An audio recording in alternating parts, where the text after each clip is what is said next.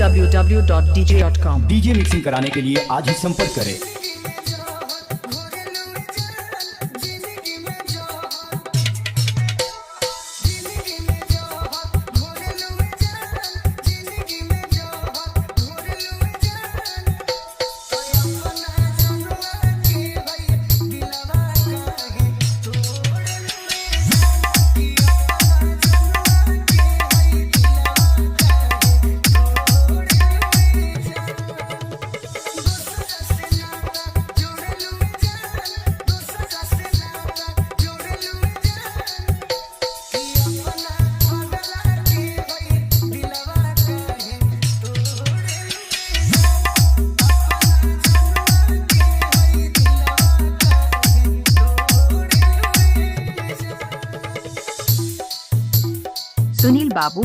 सुनील बाबू हाई शॉट नगर पोखरिया। DJ mixing कराने के लिए आज ही संपर्क करें। Mobile number 63 87 26 69।